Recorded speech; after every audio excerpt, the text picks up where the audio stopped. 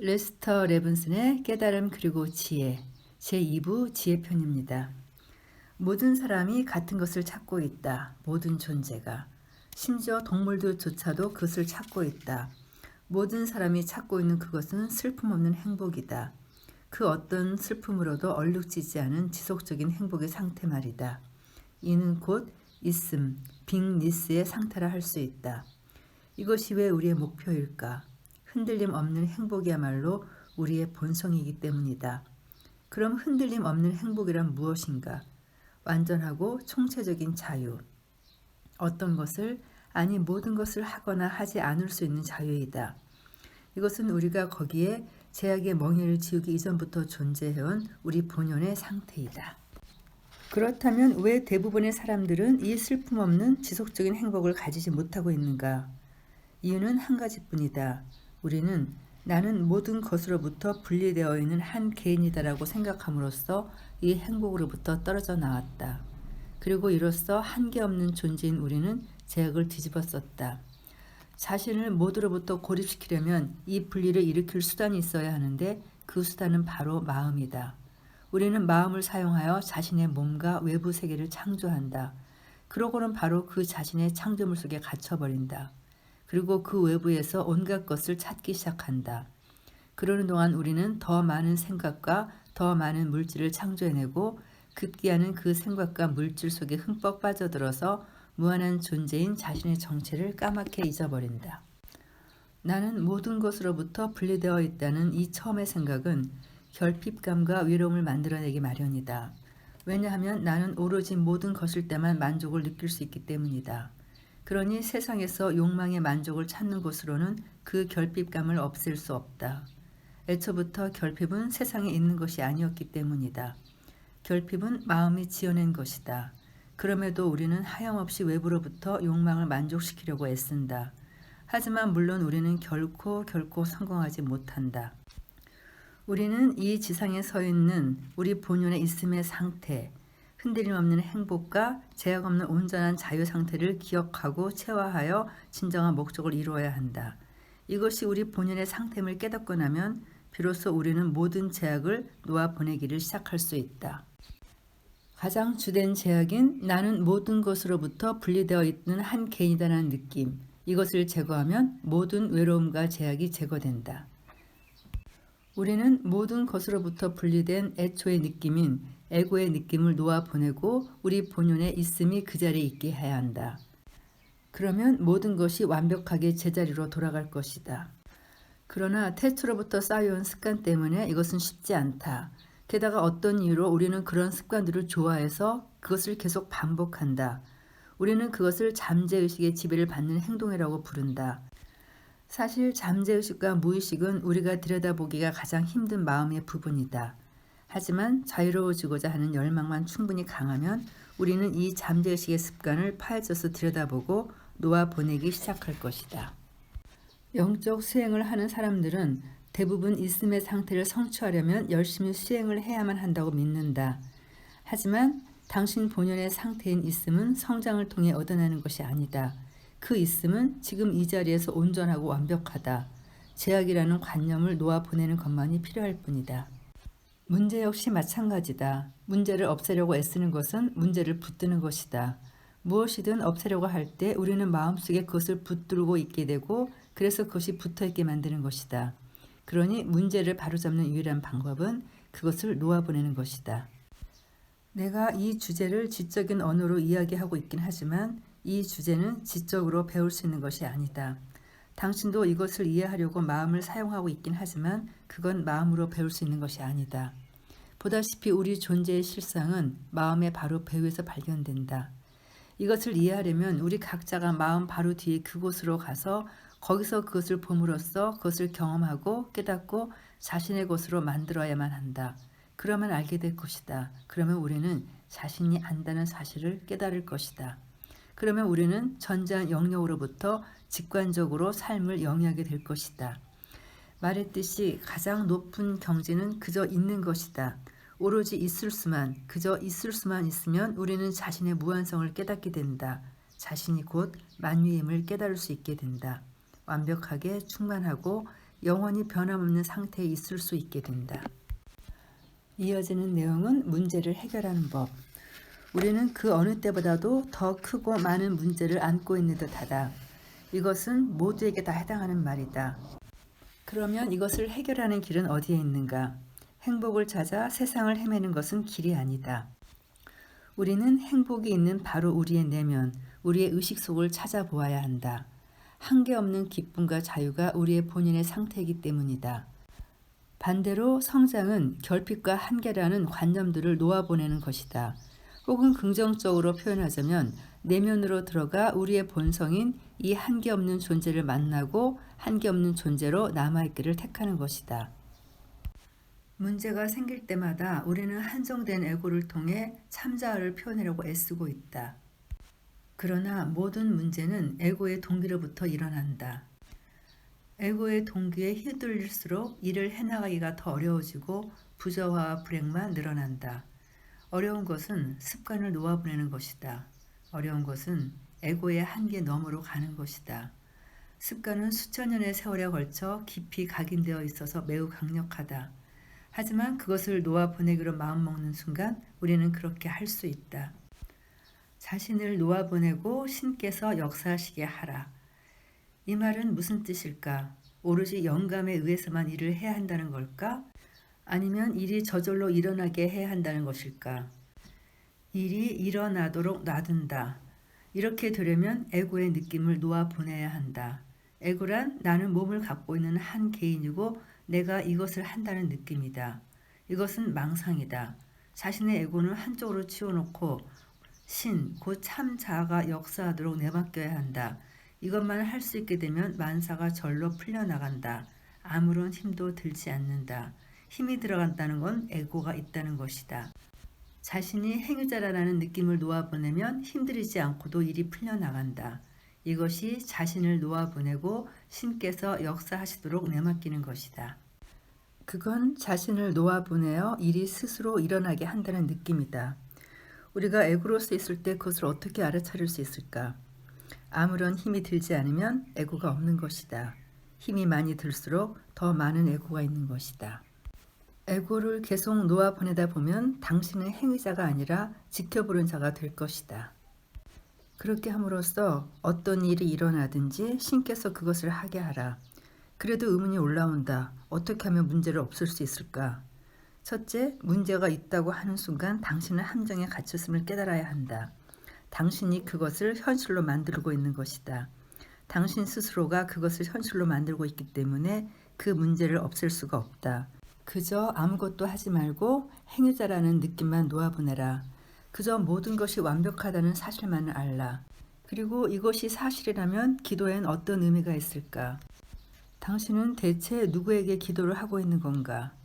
당신이 곧 그것이라면 그것에게 기도를 해야 할 이유는 무엇인가? 기도는 이원성을 받아들인다. 내가 신께 기도를 하는 것이다. 그러지 말고 당신의 일체성을 지키라. 왜냐하면 당신은 신, 당신의 참자인 당신의 무한한 권능을 갖고 있기 때문이다. 그래도 굳이 기도를 하겠다면 오직 한 가지만을 간구하는 것이 가장 좋다. 지혜를 비는 기도를 하라. 그러면 기도를 할 필요도 어떤 것을 구할 필요도 다 없애버릴 수 있다. 우리는 만유이면서도 마치 자신은 그 만유의 한 작은 일부분인 척한다. 자신의 내면을 들여다보면 당신은 자신이 만유임을 깨달을 것이다. 그러니 당신의 참자아가 되고 결코 문제가 되지 말라. 그러나 인정받고 싶어하는 에고의 욕망은 세상에 영합하는 편이 더 쉬운 것처럼 보이게 만든다. 당신도 그들과 같았다. 하지만 그건 쉽지 않다. 올바른 길을 가는 편이 더 쉽다. 알겠는가? 올바른 길은 자신을 놓아보내고 신께서 역사하시도록 내맡기는 것이다. 그리고 성장이란 에고의 껍질을 벗는 것인데 자기 자신을 습관적인 자아를 곧 에고를 초월하는 것이다. 즉 불행을 벗어나고 있는 에고이다. 사실 불행은 우리로 하여금 나가는 길을 찾게끔 만드는 스승이다. 우리는 불행을 벗어날 길부터 찾기 시작한다. 그리고 모든 경험은 당신을 축복해 주기 위해 일어나는 것이지 해치기 위해서 일어나는 것이 아니다. 당신을 성장시켜줄 기회 앞에서 감사하라. 그리고 집이야말로 성장을 위해 가장 멋진 장소이다. 많은 영적 성장이 당신의 동반자와 가족에 대한 사심없는 사랑의 실천을 통해 일어난다. 사람들이 당신에 대해 왈가왈부하고 당신을 반대할 때 그것은 성장을 위한 좋은 기회이다. 그것은 당신에게 진정한 사랑을 실천할 기회, 진정한 평화를 실천할 기회를 준다.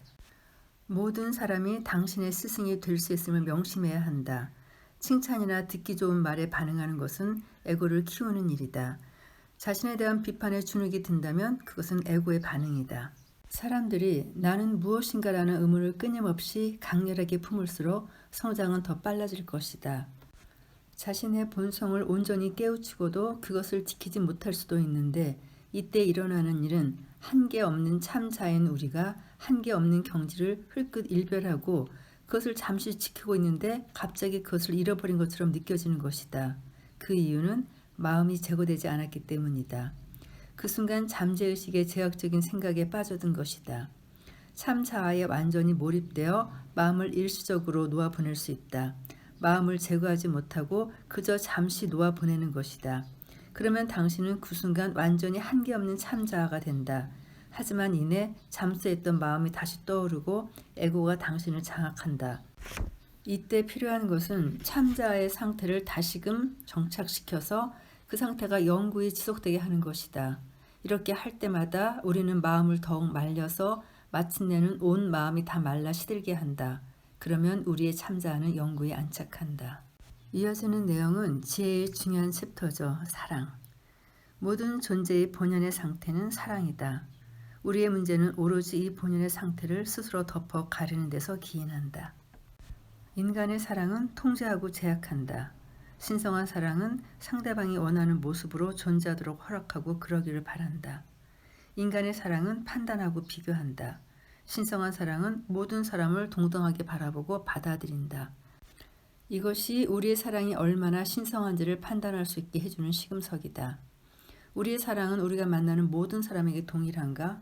우리의 사랑은 우리를 반대하는 사람과 지지하는 사람에게 똑같이 깊은가? 인간의 사랑은 반응적이고 대상에 따라 달라서 선택적이다. 하지만 진정한 사랑은 스위치처럼 켰다가 껐다가 할 수 있는 것이 아니다. 진정한 사랑은 어떤 사람은 미워하고 어떤 사람은 사랑할 수가 없다. 만일 한 사람이라도 미워한다면 우리의 사랑은 그만큼에서 더 커질 수가 없다. 대부분의 사람들이 사랑이라 부르는 것은 사실 사랑이 아니라 요구이다. 이 사람은 사랑하지만 저 사람은 사랑하지 않는다고 말한다면 이 사람은 내가 필요로 한다는 뜻이다. 다음에 사랑에 관한 단상들을 덧붙였다. 이것을 천천히 읽어보라. 각각의 단상을 읽은 후에는 잠시 멈춰서 그것이 당신의 내면에서 마법을 일으키게 하라. 이렇게 하면 이 과정이 일종의 명상이 된다. 사랑은 대가로서 그 무엇도 받으려는 생각 없이 그저 주고 싶은 느낌이다. 온전한 사랑은 다른 모든 존재와 하나가 되는 것이다. 사랑은 모든 것과 모든 사람을 위로하고 치유해주는 연고요 헌신자이다. 당신이 줄 수 있는 가장 귀한 것은 당신의 사랑이다. 그것은 물질을 주는 것보다 더 크다. 사랑할 때 우리는 행복할 뿐만 아니라 온 삶이 조화로워진다. 온전히 사랑하면 완벽하게 행복해진다. 사랑이 있든가 아니면 사랑의 결핍이 있을 뿐이다. 사랑하지 않을 때 우리는 그 반대의 일을 하고 있다. 원수를 사랑하면 더 이상 원수가 없어진다. 사랑의 힘과 그 결과는 자명하다. 그저 사랑해보라. 인간 본연의 상태는 오로지 사랑이었다. 인간의 모든 문제는 오로지 자신의 본연인 상태인 사랑을 덮고 가린 데부터 비롯된다. 사랑하는 데는 애를 쓸 필요가 없고 미워하려면 많은 애를 써야 한다. 사랑을 가동하면 모든 문제가 풀린다. 사랑은 행복과 같다. 행복하지 않을 때 당신은 사랑하지 않고 있다. 소유적인 것은 사랑의 뜻과 정반대이다. 사랑은 해방시키고 소유는 노예로 만든다. 사랑은 엄청난 힘이니 사랑의 배후에 감춰진 힘이 원자폭탄보다 훨씬 더 강력함을 의심의 여지 없이 깨닫게 된다. 사랑은 우주의 모든 권능을 가져다 줄 뿐 아니라 모든 환희와 모든 앓음을 가져다 준다. 사랑의 품을 키우는 최선의 방법은 자신을 이해하는 것이다. 사랑을 키워갈 때 우리 안에는 변함없는 태도가 피어난다. 우리는 그 사랑을 먼저 자신의 가족에게 실천해야 한다. 사랑받는 유일한 방법은 사랑을 주는 것이다.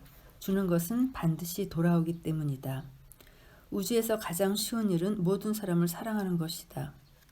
그것이 가장 하기 쉬운 말이란 것은 모든 일을 사랑하지 않으려면 엄청난 노력이 필요하기 때문이다. 높은 영적 사랑에는 자기 박탈감이 없다.